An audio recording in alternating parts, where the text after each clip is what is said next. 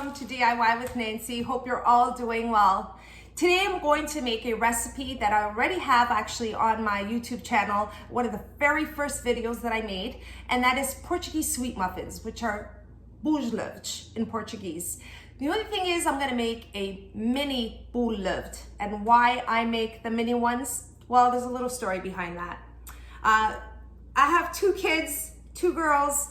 Right now they're 15 and 19, and they still have this habit. And what they do is, if I make a standard size bolo lêvedo, which is about 4 inches, so I'm gonna say about this size here, they tear it in half, leave it in a bag, it dries out, and nobody ends up eating it. So I came up with the mini version of the bolos lêvedos.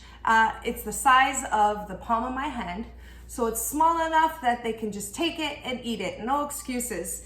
So I do make the bolos lêvedos, and then what I do is I place them in bags and freeze them. And when you defrost them, and I actually have one last bag here, so I put about 4 or 5 of the bolos lêvedos in a bag, and I freeze all the bolos lêvedos. Of course, when I make it fresh, I just leave it on the counter, let them have it, but I do like to freeze them and then defrost them when they want them or when we run out of some in the bag. So I hope you stay with me today to watch how to make mini bolos lêvedos step by step. Okay, let's get started. I'm starting off with 2.5 cups of milk in a medium-sized saucepan. To that, I'm adding 1/2 cup of unsalted butter. I have the stove on low to medium heat, and I'm simply going to wait until the butter melts into the milk mixture. I don't want it coming to a boil. Here's the milk and butter mixture, and I'm just waiting for it to be lukewarm. Now I'm going to start activating the yeast with 1 teaspoon of sugar, 1 teaspoon of all-purpose flour, and 1.5 tablespoons of active dry yeast. Stir that together, and at which point you will then add 1/2 cup of lukewarm water. Give your yeast a quick stir, make sure it's well incorporated, and set aside the yeast. For the next step, I'll be working with the stand mixer. First starting off with 4 large whole eggs. And to that, I'm adding 2.5 cups of sugar. I have the mixer on high speed, and once I see that the eggs and sugar have come together nicely, I add 1 teaspoon of salt. And I let the mixer go for an additional minute. After 2 minutes, you'll see that the egg and sugar mixture will come to a very light and fluffy, creamy, as you can see, texture, and that's what you're looking for. So now for the next ingredient, I'm going to turn on the mixer to slow speed. Next, I'm adding the milk and butter mixture that is now lukewarm. I'm going to gradually add that into the blender.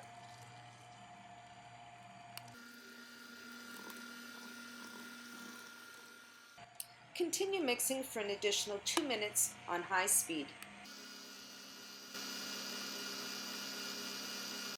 After 2 minutes, I take a spatula and I just mix everything well, just to make sure there's no lumps at the bottom and make sure everything is well incorporated.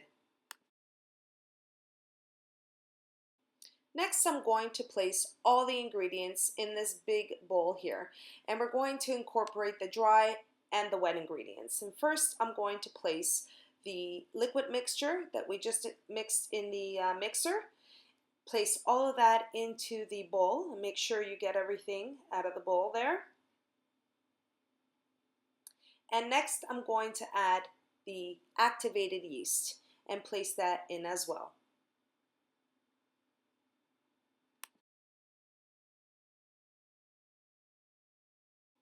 Now you want to make sure you mix the yeast and the liquid mixture before adding the next ingredient. So just stir that up and make sure it's well combined.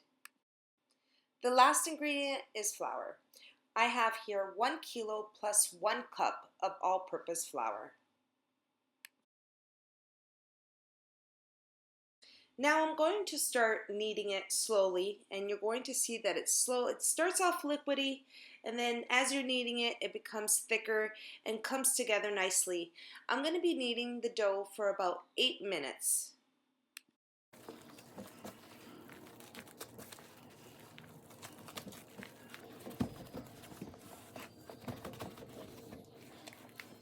Once I'm done the first kneading, I'm going to cover it up, keep it in a warm place, and set my timer and come back and knead it again in 30 minutes.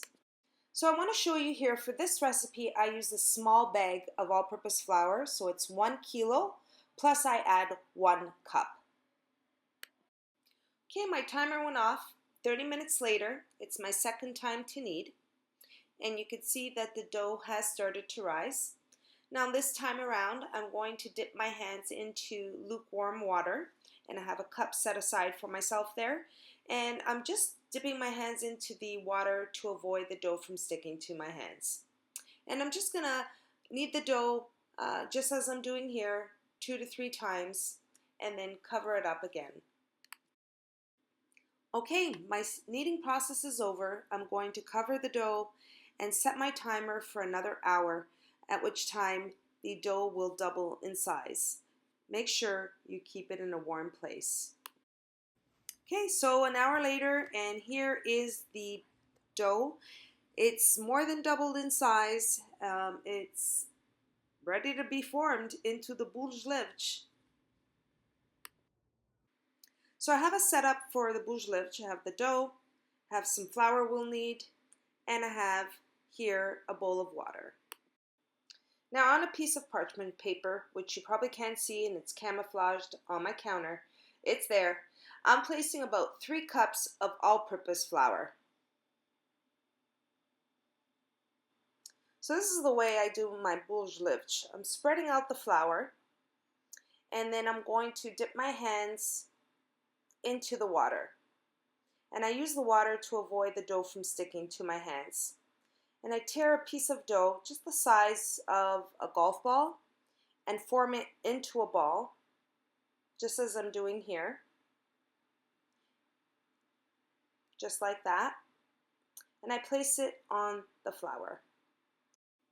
Next, I'm going to form the bolos lêvedos. So I'm going to place the ball in the flour and place some flour over it and gently flatten it. So I'm not pressing hard, I'm just gently flattening the bolos lêvedos so there's flour on both sides, and it's like a little mini dough. Here's a little close-up. Now set up behind me, I have a tablecloth on my counter, and I'm placing all the formed bolos lêvedos on the tablecloth.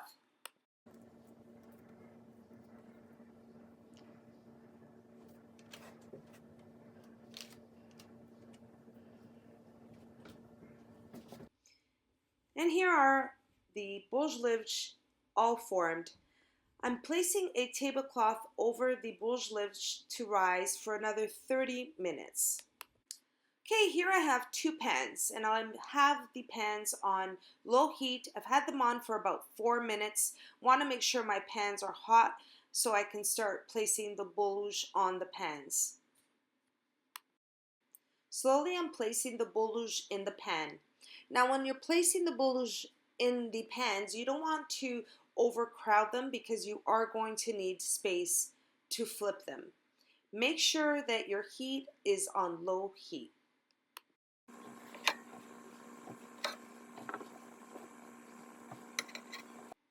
So I've had the bolos lêvedos on here for about almost 2 minutes, and I'm just checking the first bolo lêvedo, which you can see they're really quick in cooking. You want to make sure that you're not going to burn them, which it does happen.